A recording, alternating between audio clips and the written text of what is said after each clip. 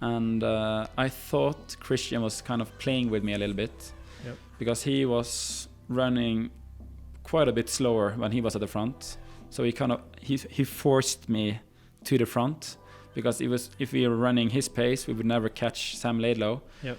So I thought he was being really, really ice cold, and then just putting money on that I would run hard enough in the front that we would catch Sam Laidlow, and then he would beat me in a sprint, which for me was a bit annoying, because I didn't want to take all the work for him to beat me. And losing because you're better trained than someone, it's okay, because then you did the worst preparation. But losing to someone because of a bad tactical decision, it's super bitter, because then it's just a wrong decision at the wrong time that makes you lose your dream. The Norwegian method. I'm Gustav Iden, 3 times world champion and Kona record holder. I'm Dr. David Lippman, a health and human performance specialist, and welcome to the Norwegian Method podcast. The Norwegian Method. Thank you for Morten for sponsoring this episode. I've been using Morten for many years. Before I was official with Morten, I was unofficial, and I used it for a lot of racing, even before I got started with them as a partner. I usually use the 320, both in training and racing. And sometimes I even use the caffeine gel in the morning if I don't bother to drink some coffee, just to get a good start of the day. I use the solid 160 for a lot of my training, and especially post-training. I love the oat, or the natural taste, the best. For me, the oat is the GOAT. But the Morten 320 is a revolutionary product, and it helped me for so many trainings and victories over the years. So Morten is truly groundbreaking sports nutrition. For 20% discount on Morten, check the show notes for the details. Welcome back to the Norwegian Method podcast, joined again by Gustav Iden. Thank you. Good to be back. This time we are talking training. We've done a full podcast series with Olav on training. I think this is not going to be as detailed. Not possible. But we are going to touch a lot on training, because I think people are really interested in your perspective, and of course everyone else's perspective in the team. So I guess let's do a bit of an update. You talked on a previous podcast about sort of building back training volume, particularly, and running volume with your Achilles, saying that if you keep pain constant but you're progressing volume, that's a win, which is very classic and 100%. But I guess how did you modify training around the Achilles? Because that's something that I think a lot of people are dealing with, Achilles particularly, but in injury in general. What did that look like for you? Were you just sort of, I'm not going to do any running? Was it some running? Was it more bike? Was it more swimming? So I decreased my total volume, overall. I had less biking, the swimming was about the same, and I had quite some time without any running. Mm-hmm. So because of the nature of the injury was more total life stress, I would say that compensating by increasing other sports is not always the smartest.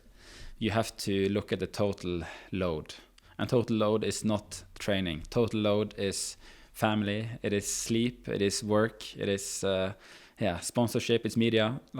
You have to dig in and find out what is the nature of the injury, and then take choices from there. Yep. And so talking about load, let's talk, what's a full load look like for you? How many hours a week? Was full volume? And then what were you doing, I guess, bringing it back? How many hours, and how's that progressed? Yeah, if I get 30 plus, then that's a good training week. Mm-hmm. It's been a long time since I had 30 plus now. I think that must have been July or something. It is a year ago almost. Yep. So now I am at just over 20, I would say. Mm-hmm. 22 I think last week. Mm-hmm. So, and I had some time with 10 hours a week. So even though I've been training at, I would say, world-class level for more than 10 years, I still take it slow. I'm progressing because I want to keep on doing this for 10 more years. And if my 22 season was bad, I don't want to, or 23 season, I don't want to like bring it over to 24 and 25 and 26. I just kind of want to build this finished, and then 23 will be as it is. But then when I'm come back, I want to be like back until my career is over, basically in 10 years. Yep. You talked about wanting to just sort of cut your losses, get back to it. Mm-hmm. You cut back down to 10 hours and you think, oh, this injury will sort itself out. Yeah. It'll be pretty easy. I've cut my volume. Now it's going to get better and I'm just going to progress. Yeah. But often injuries are not linear. It's So how has that been to deal with? It is like the uncertainty of injury is always the worst. It's almost easier to just break your arm. Yep. Because then 4 weeks it will be okay. But with Achilles or other inflammatory things, like it's so hard to predict. And I think the uncertainty is definitely the worst part. If someone has said to me, you're not going to be able to run for a year, but when you start running in a year, everything will be okay. It will be no issue. I think that would be so refreshing. Then I had 1 year to just take my time, and I knew that whatever I did didn't really hurt or gain. So I could just live my life. But when things are so uncertain and you have to search for things and like do things yourself, it is really, really hard. So I think I did mostly the right things. Maybe I just should stop running straight away because, as I mentioned in a previous episode, I did run and I did race when I wasn't ready for it, just because the Olympic dream was burning so bright inside me.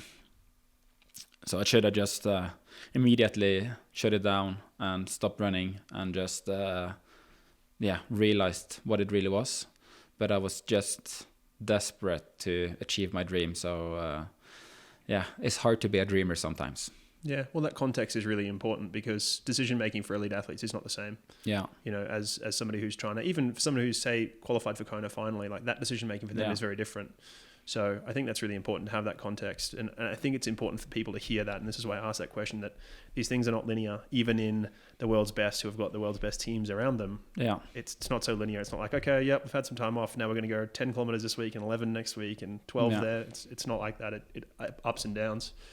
On that, what did you use to understand how things were progressing? Was it just pain or was it other stuff as well? Yeah, it is mostly the feeling. I think feeling is quite complex. And sometimes your brain is expecting to get the pain. So then you get the pain because you're like feeling so much. And I think some pain is okay. Like nothing is pain-free in triathlon.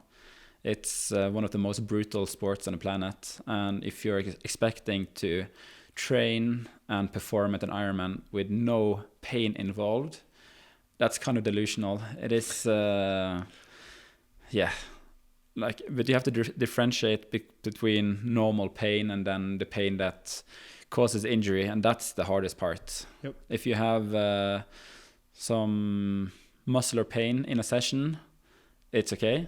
If you have some joint pain in a session, it's okay. If you have it like continuously for some time, that is maybe not okay. But to find out what is kind of like tolerable pain and what is not, that is really, really difficult. And especially for me, that I've never ever been injured before. I had some slight niggles here and there. But it's Achilles I had some issue with before, but then I had like 4 or 5 days with a little bit less run volume, and then I kind of just run it off.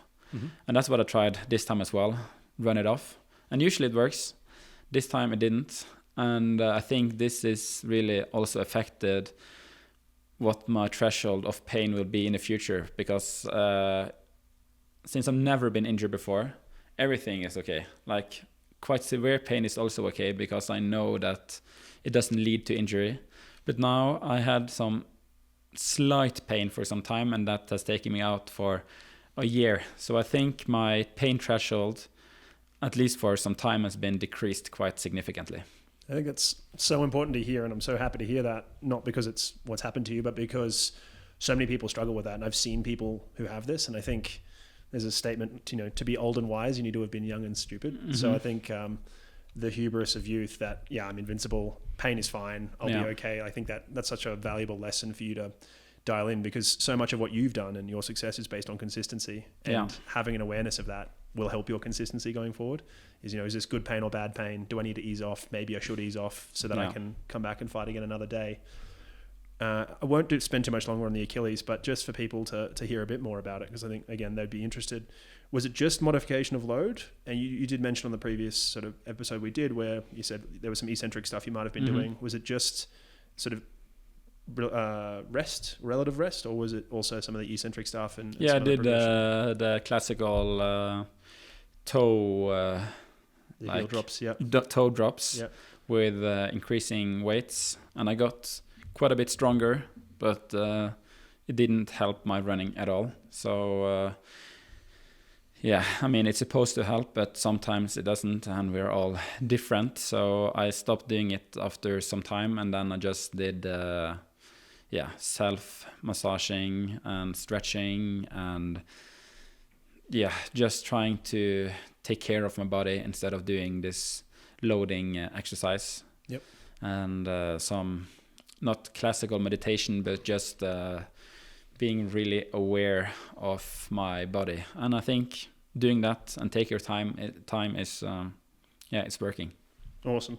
And so you mentioned previously you're back, you're in prep for 70.3 upcoming. Yeah. So what's your training volume like now? And I guess how are things progressing from, on a scale of sort of that 30 plus hours you were talking about? Where are you at now? And so now I'm at 20, just over 20. I have 6 swims a week, and it is like roughly 4.5k in average, I would say. Okay. Some sessions are 3, some are like 6. So around 4.5. I am in between 2 and 3 run sessions now. I think the last week was 33k in total, which was my longest running week since my season ended in Singapore last year. And I'm riding around 4 times a week. So I'm building up, but it's not Kona winning training yet. But it is amazing, and I realize that I am talented. You want to be the person who just like trains well and just is doing everything right. But I have to realize that I do have some sort of endurance talent, and it's not only a result of training, even though consistent training over 10 years is obviously really helpful. But my shape, like my running shape now, even though I'm training nothing, like running 3:20 pace for me now, it is quite easy. Like it is in altitude is above threshold, but when I go down to sea level, it is like slight under threshold pace. And to do that on 2 running sessions a week after not being running for some time, I do understand that my responsiveness to training is quite high. So it is cool to see how quickly the form comes back after some time off. Yeah, and I think some of what you've built already, right? So there is obviously that natural talent. You mentioned a high VO2 max at a young age. These sort of things are obviously part of it. It's also all of the years you've accumulated. That doesn't disappear. And there's also all the volume you've done since then, right? It doesn't magically disappear. Your run form will take some time, but it'll certainly come back. Yeah, I'm sure. But what I really noticed is that my capacity is quite bad, I would say. My ability to maintain high training load over some time, that is declining pretty quickly. And I think also my glycogen storage is lower than it was. So some things come back very easily, but the ability to train a lot, it is disappearing quite fast, but I'm slowly building up on it. And now I'm up to 70 minutes of threshold per cycling session. So it is okay, but it's not insane yet, and I think that's going to take the longest time to really get back to the efficiency of the fat burning and the glycogen metabolism. So excited to see what's ahead. Well, that is exciting given you're running 320s already. I think given that and your ability to go from there, I think it must be exciting. Join Centaur Attack Members Clubhouse. You get exclusive content, in-person and online events, offers from partners, and so much more. Join at centauroattack.com/membership. You mentioned you're not quite at Kona volume. Just the listeners will kill me if I don't ask. What was that volume like from a run volume, swim volume, and bike volume? I'm not I don't know the numbers exactly. That's why I have a coach who loves the numbers. So for me, it's just to perform the training, and I don't dig into my training numbers that much. Yep. For me, I enjoy more the staying in the moment in training and just executing the training perfectly and have a plan before. But I'm not good at analyzing the training that has been. Some people love to dig into their own numbers and really analyzing. But for me, when the training is done, I am kind of done with it a little bit. And I'm more looking forward for the next session. I'm always the next is the best. So I don't know my own training numbers by heart. But we had some really, really, really good sessions. And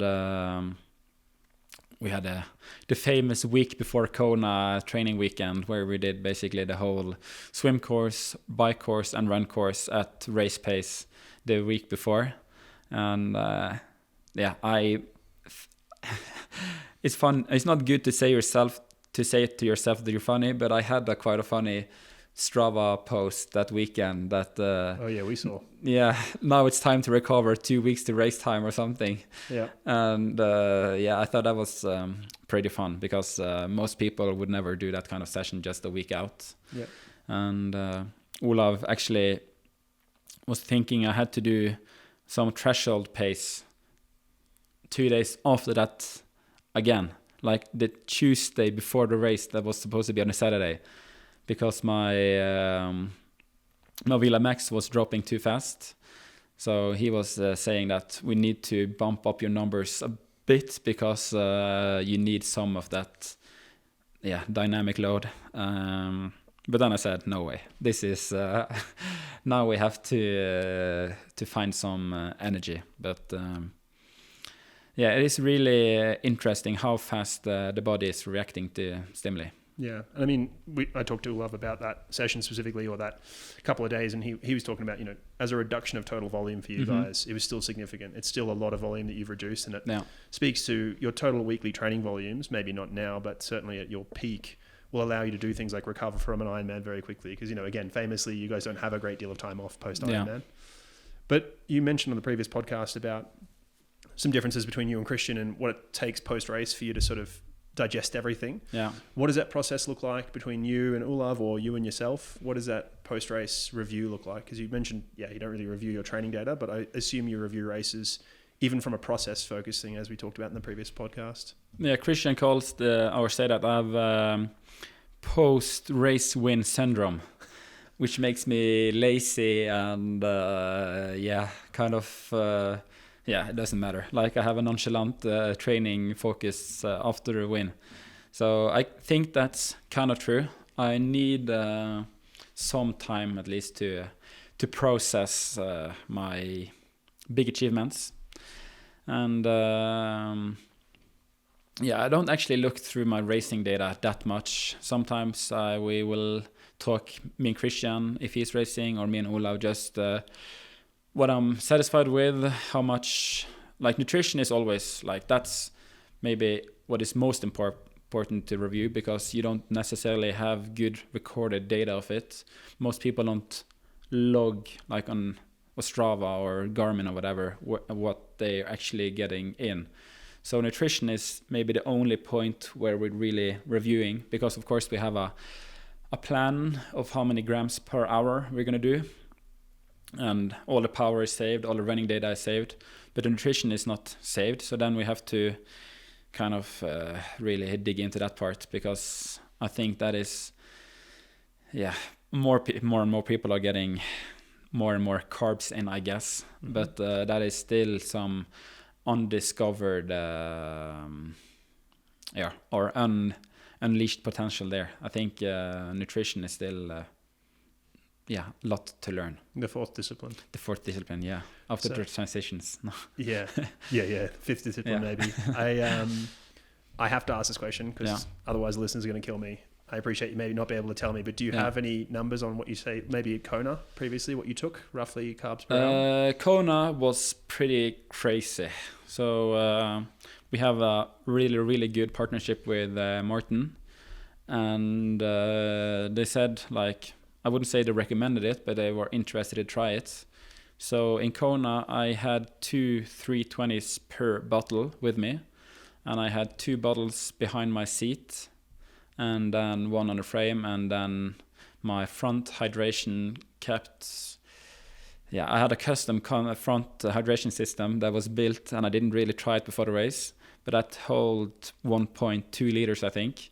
And most internal bladders, it's okay to be heavy because it's within the frame, but mine was made out of glass fiber.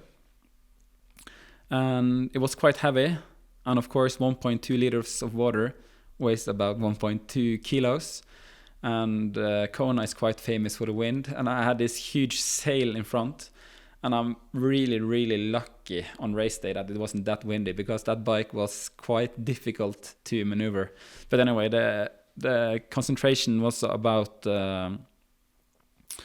160 gram per 750 milliliters of water.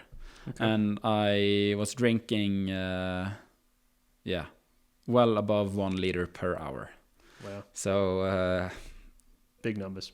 Yeah, pretty insane numbers. Yeah. And I had the halfway point, I did a refueling, I got some new bottles on board. So sugar. Lots. And run-wise? Run-wise, I had almost the same, but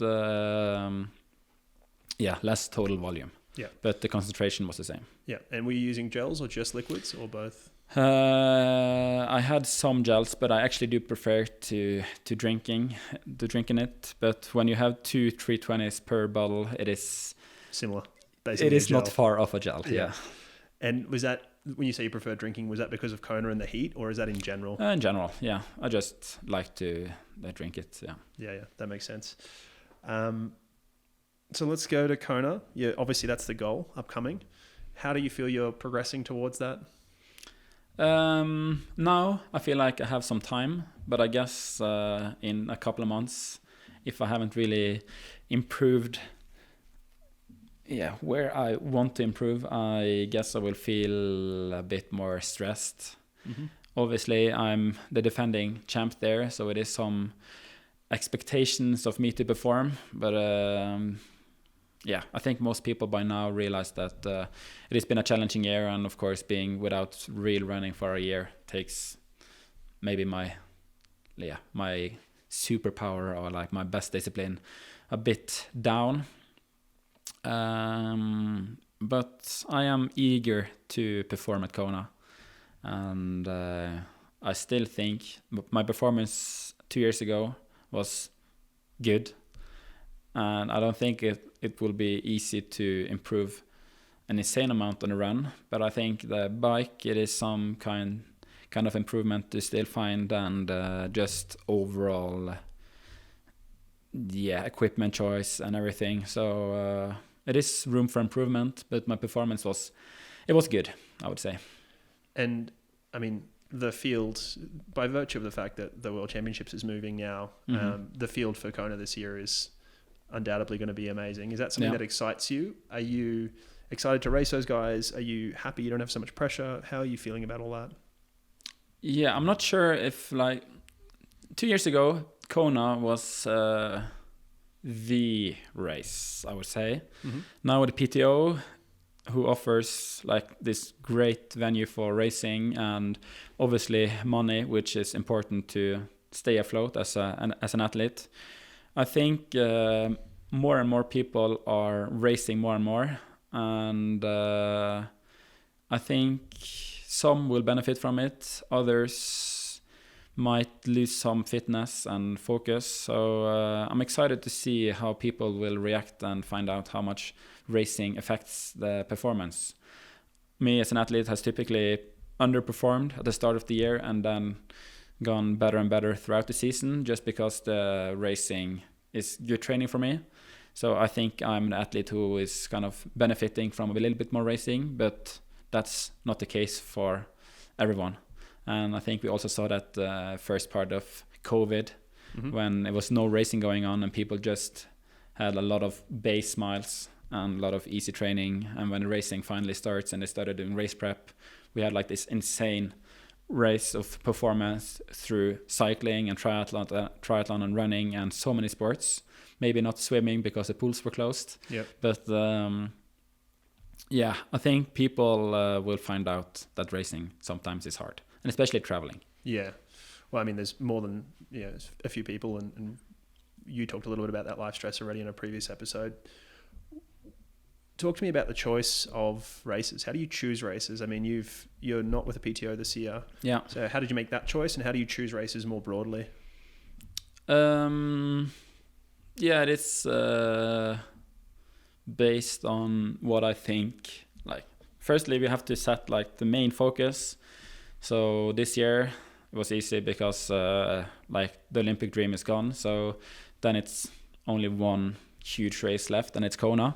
So then I only do the races that I think will improve my Kona performances, and I can choose some other races that excites me. Now for Ironman, I am qualified for Kona for 5 years, being the champion of Kona.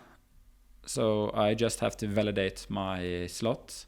So you can either do that by 2 70.3s or 1 full distance. And since I'm not qualified for the half Ironman World Championship, I decided to do 2 halves. Also because then I'm unsure if my Achilles will like to run a full distance marathon. So yeah, I just chose Mallorca because I think the field there will be very strong.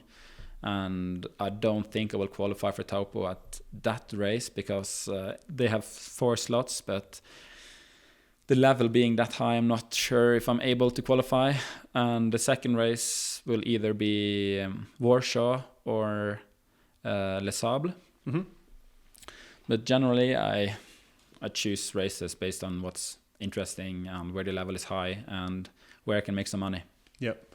And well, let's talk about that. PTO has all of those 3 things at the moment. Yeah. So how did you make your decision not to be involved with the PTO this year?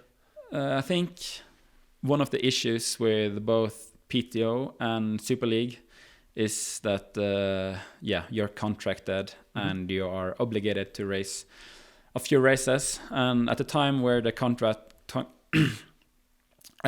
contracts were being signed, I decided that it was not smart to race that many races because, even though I knew, kinda knew that the Olympics was out, I didn't want to believe it yet. Yep.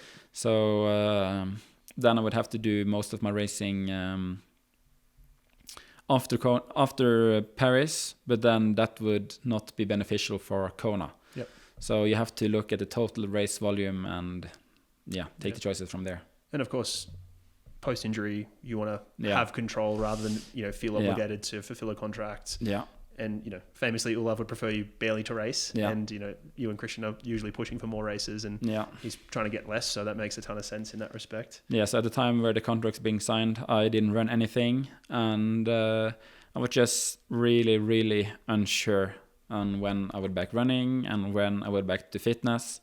So I just preferred to, take as much pressure off that as I could. Yeah, that makes a ton of sense. You mentioned Taupo. Is that something you'd be looking at if you qualified? Yeah. So,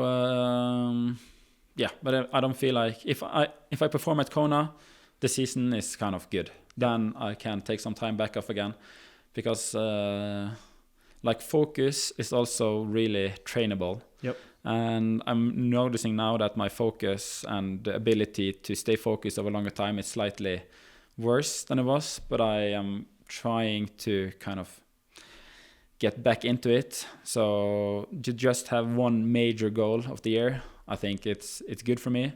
And then Taupo is a bonus, and if I'm able to perform there, it's a bonus. But one good race is enough for me. That's awesome. And you're not worried about the travel? I mean, it's not a short flight. Nah, it's okay. I think just book some first class ticket on a private plane or something. If we get some new sponsors on the podcast, maybe we can fly private with the Santara Tech team. Okay, well, I'll put my hand up. I'm happy to podcast from Taupo. No issues from me. It's a lovely spot. Thank you, Plasmade, for sponsoring this episode. The way I use Plasmade is usually before my hard swim, bike or run sessions. I use it to increase my flow of oxygen within the blood. So I feel like it's hard to really describe the feeling, but I know my body really, really well. And the way it works for me is that I feel like the blood is more efficient in taking up the oxygen. So it's maybe not that I have directly higher oxygen uptake, but the transportation is more efficient and I can swim faster with less breathing, which is ideal for training. Experience the benefit of Plasmade for yourself. Use the code TRY20 online and get 20% off your next purchase. Let's talk a little bit about, we talked about World Championships. Let's talk a little bit about Nice. You excited to get to race there at some point? Yeah, I was there watching last year. And doing some commentary? Yeah, some commentary. And watching Sam Laidlow really, really crush it there. And it was bittersweet. It was cool being there.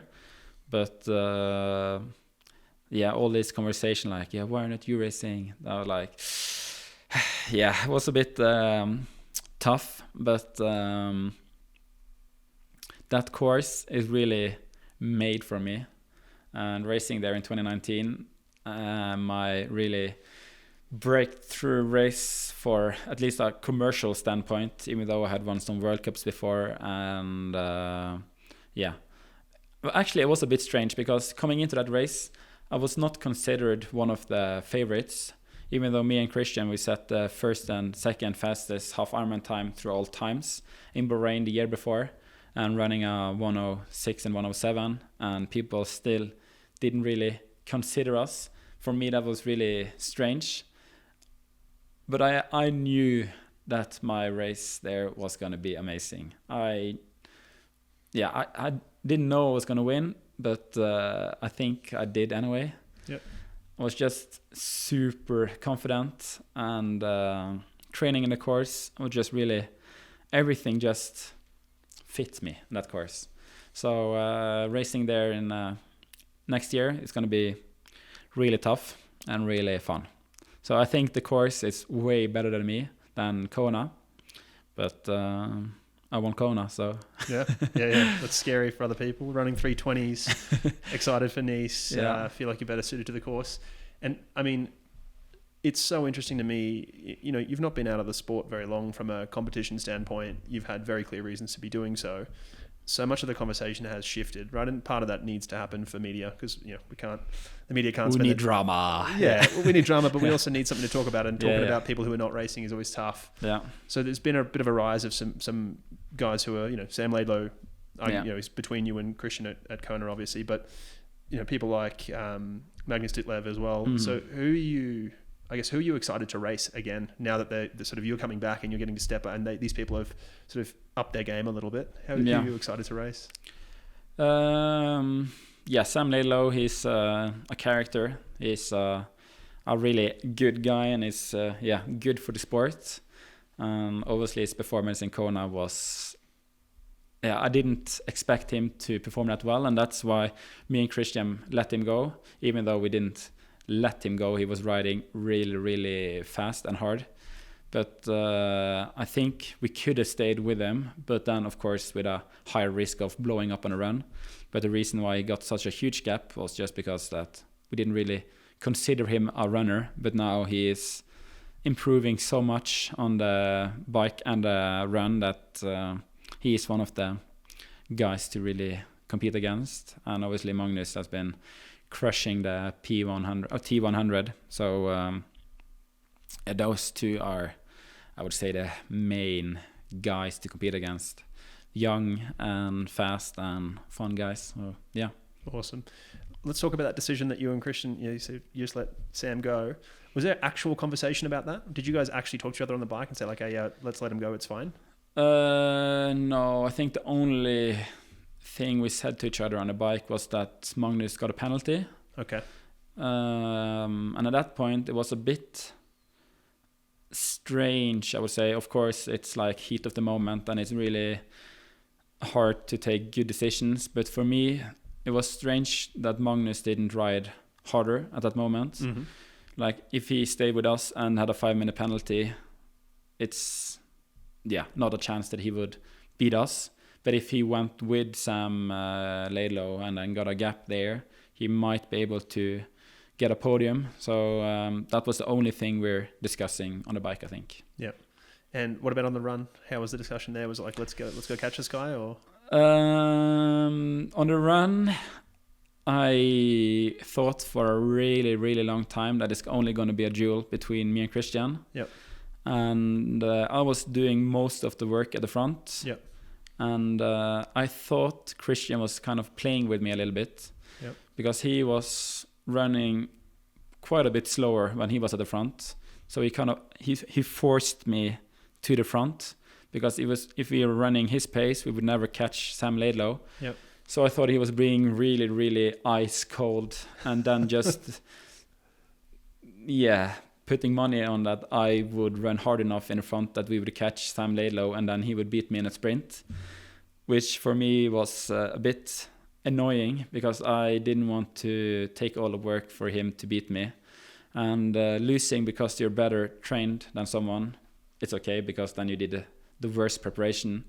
But losing to someone because of a bad tactical decision, it's super bitter because then it's just a wrong decision at the wrong time that makes you lose your dream.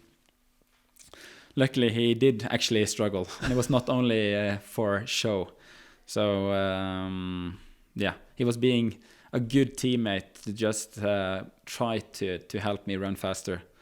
But halfway through, and Sam Laidlow still had a quite significant gap. I was starting to get a little bit stressed, but coming out of Energy Lab and hitting the slight downhill section and having my now illegal Supershoes really helped me seal the deal there. Yeah, we'll talk a bit about those shoes on another episode for sure. That's really interesting that you thought Kristian was playing with you. I'm going to have to ask him about that and what he was thinking at the time. But that's cool to hear. He was struggling, and he obviously I had this big. Yeah, you said talk about the shoe and other podcasts, but we can take a little bit now. Yeah. But he obviously saw what we were doing with On, and he knew kind of my tactics. Yeah, it's hard to. Yeah, when you are a team of 3, that is the core team.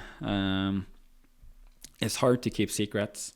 Yeah. And I felt like I was quite open with my tactics that like 10, 15K to go, I would try to increase my pace. And that was not only because of my shoes, but the shoes played a big part of the decision making because the shoes were really, really fast when I was running fast, but I couldn't run 3:25 pace without some downhill assistance. So I was saving myself a little bit until I had enough energy to run a little bit faster. That's awesome. That's so cool to hear that you sort of waited to use the shoes a little bit tactically down the hill, use all that foam. I love that. Well, let's talk a bit more about Supershoes. I got to see you testing some out yesterday. Mm-hmm. We won't talk too much about that because we can't, but it does speak to a little bit of training. And I mean, this is something that I think people would be fascinated by, not so much with the Achilles, but in general. How much time are you spending in and out of, sort of high efficiency shoes? Way, way, way less now. I was addicted. This is my AA meeting, or what's it called? Yeah. I was addicted to Supershoes. Shoe Addicts Anonymous. And it just feels so good. And you can run more with them without feeling pain. And but I think it's in the long run, it's not smart. And that's part of the Achilles issue. Like you lose the touch. You lose the ability to really react in the milliseconds, because the super shoes make you less reactive. You have more time to really tense up the calf muscle, and that's why it's faster at the end of the triathlon as well, because you just need less technique to run fast in them. You just have to keep the frequency high, and then it basically goes fast.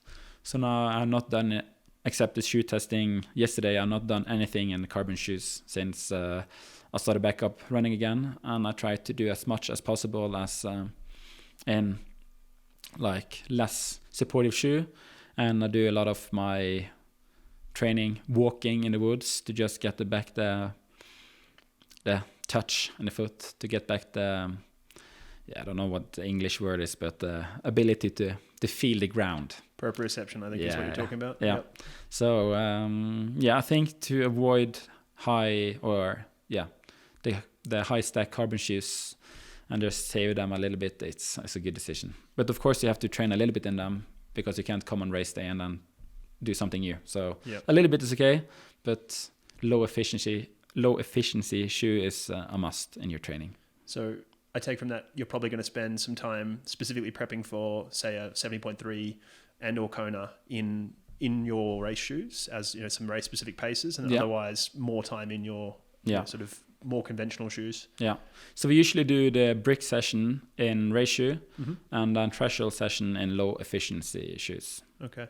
And how do you, obviously pace can't then be a relevant factor, and neither can power, because those two things change. So how are you, is it all to feel? Is it some? Lactate. Yeah. What a lactate. surprise. Yeah. I actually asked Gustav yesterday how many lactates do you think he's taken on Kristian? How many lactates do you think you've had taken in your life? I could actually see your earlobe is a little bit scarred. Yeah, and now Olav hasn't been here, so now I have to take the fingers. So now I have a lot of a lot of pain in my fingers. So the air is much more comfortable, but I have no idea. Like a normal test session, it's 8, 9, 10, 11, 12, 13. Maybe 15 in a session of testing. In one, like if you have a testing day. Yep. And the testing, we have 3 of those, like swim, bike, and run. So 15 for each swim, bike, and run. Yeah, and then we do a lot of those testing, and then a normal session we might have between 1 and 6, 7. But it's hard to say. I can't calculate, but it's a lot. Yeah, it's too much. And every strip, like we're not sponsored by any strip, so I have to buy it ourselves. And I think one strip is like a couple of euros. Yeah, €2 something. Yep. So using my Kona budget for lactate strips. Well, watch this space. Maybe we'll get one now that we're putting this out. So if you're a lactate strip company, please get in touch. Happy to take a sponsorship in that respect. We can put you in touch with the man to speak to, your manager. Thank you, VO2 Master, for sponsoring this episode. VO2 Master is a great tool for me. Training is my job, and VO2 Master makes my job easier. So one of the great things about VO2 Master is that you can use it by yourself, and especially with the Garmin integration and a simple to use app. So you can use it for a lot of things. The way I use it is to sometimes measure efficiency when it comes to running technique or testing shoes, or there's a lot of different ways to test efficiency. And also out there in the real world, testing VO2 max. It's good to go into the lab, but nothing beats the real world. That's where we're competing, and that's where we want to be the best. So VO2 Master helps us a great deal there. So you talked a little bit about focus before, and you've also talked about intentionality, and it's something that Olav was really clear on as well. He talked about, quality isn't about speed or lactate or whatever. It's about how you execute the session. And you also mentioned in a previous podcast, talking about the meaning of the session, understanding and focusing in. So how do you approach that, or sort of what does that look like for you? And I think there's something here to be learned for age groupers, because I think a lot of age groupers are like, listen, to be the best, I have to train 20, 30 hours a week. Just need to get the training done, tick another box. But you guys are a lot more intentional about training. So how does that sort of look for you? Yeah, I love efficiency. And so a lot of training sessions, even the easy ones, I just want to maximize my efficiency. And especially cycling, because you have so clear metrics. Like I love having a high average speed with low power. It's just I don't know. It's like I don't know if it's like a nerdy thing or not, but it's like something within me that I'm really. If I just see that my average speed is high, it's just something that excites me. And every easy ride I do, I would just want to go as fast as possible.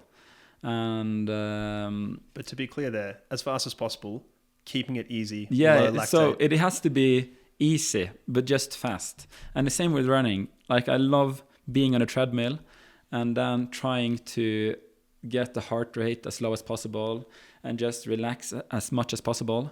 And it's easy on a treadmill because the speed is set, but you could also, of course, do it outside.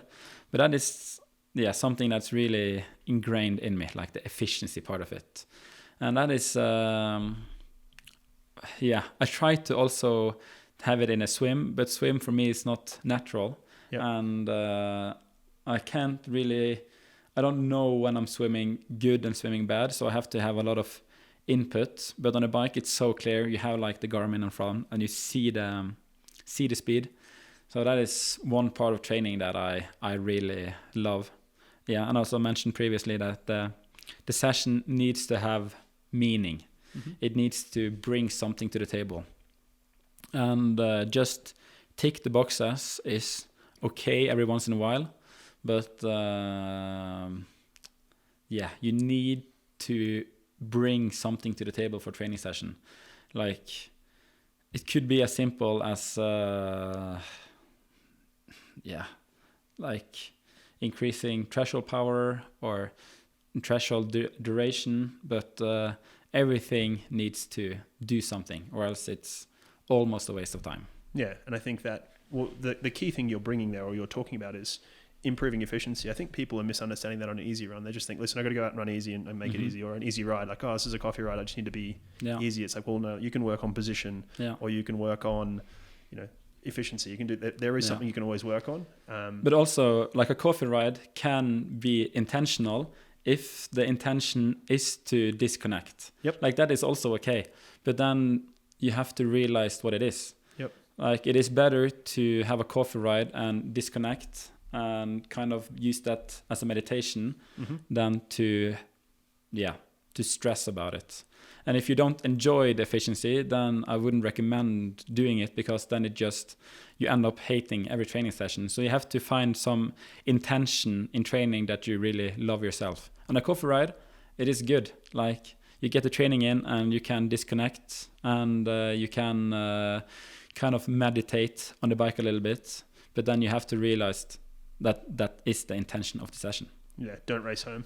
Right? Don't race home, yeah. Exactly. It's a coffee ride, don't be racing home, which I think is where people get caught is, this is a coffee ride, but we'll ride the hills hard, but I'll race him home. Yeah. So you're getting nothing of nothing. Yeah. It's not easy, it's not hard, it's too much easy and too hard. You touched on swimming there, and it's actually probably something we should have talked about earlier. How is the swim going for you? I know historically, we talked about it in a previous episode, the Norwegian Federation thinking perhaps you weren't going to make a triathlete, a good triathlete with your swimming. And it's obviously not as crucial in places like Kona, where your main goal is. But how has swimming been going? Because I know it's been a focus for you. Yeah, in periods it goes really, really well. But I don't have the natural feel of the water. So sometimes I'm swimming just the same intensity, but it's actually like 5 seconds difference per 100 meter, just because the technique is slightly different. And it's so annoying because I can't feel it myself. I just notice it goes a lot slower. So I need the constant input, but then it's also hard for a coach to always be there, especially when we're traveling so much. And Olav, he is good, but he's not... we have a coach with Ørjan, and he's a legend. Like, he is so good, and he can see things in water that I don't notice myself. And of course, Olav is trying to learn a lot from him, but he has 40 years experience. And even though Olav is maybe the fastest learner in the world and is also a legend, but this 40 years is hard to catch up only after a few years. So swimming is improving under Ørjan, but it's still some things left to be desire there. Yeah. And when you say improving, because I know you're so process focused, is that outcome? Is that speed improving, or is that your feel and your technique, or both? It is speed. Yeah. So I'm swimming faster, and getting the technique is holding longer. I think that was one of my issues before, that I could swim 100, 200 meters pretty decent, but then my technique was getting so much worse that the lactate was building because the technique was just deteriorating, and I tried to maintain the speed. But if I'm trying to maintain the speed with a worse technique, then the heart rate and lactate just shoots through the roof. And especially here in altitude, where the oxygen concentration or the pressure is lower. So I think I am on the right track. And swimming in altitude, it's hard, but I'm actually swimming decent at the moment. That's awesome to hear. I'm excited to hear that for upcoming races. I had one last question for you that I wanted to ask before, now has come to me. You talked about your racing frequency really helping you. Yeah. And you also touched on a previous podcast with Kristian, talking about him sort of needing less time down lower, doing faster speeds, and you needing more. Yeah. Talk a little bit about that from you.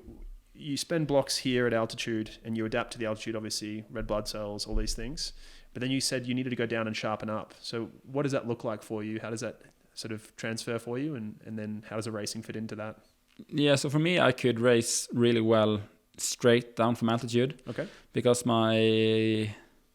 me and Kristian train exactly the same over some period, he will get slower and slower, but I will get faster and faster, because it's just, we are slight different there.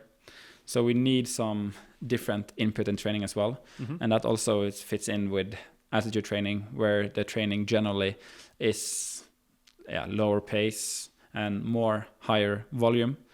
So that is quite good for a race prep for me, actually. And I think a lot of people are like mystifying altitude training a little bit. It's just, you have to adapt the training a little bit, but mostly it's just that it takes more energy out of you also outside of training.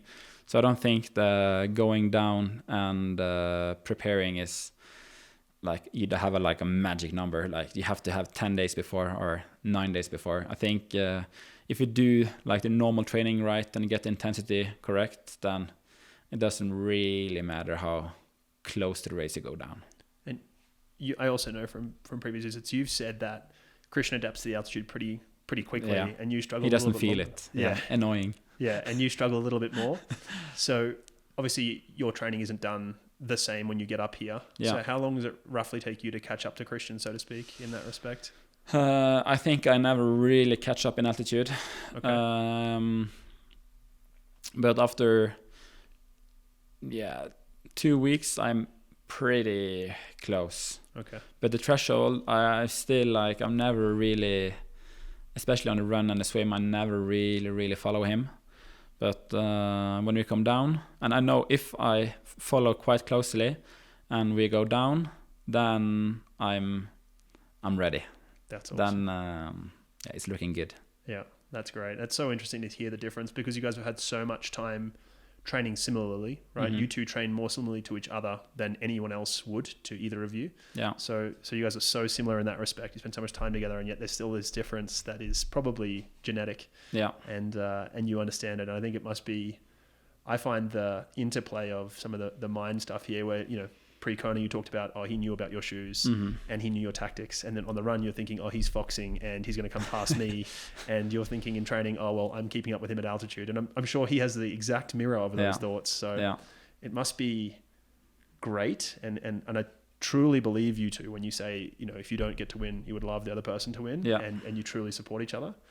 But I also find it fascinating that there's this internal mind game as well that you have of he's seeing, I can see that I'm a little bit better shape than him and all that sort of stuff. So I'm sure. Yeah, that's what I'm meaning. I don't analyze the training too much after the training session, but during a session, the mind constantly evaluates everything.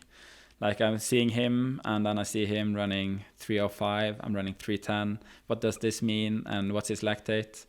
And we're always open and honest about his lactate.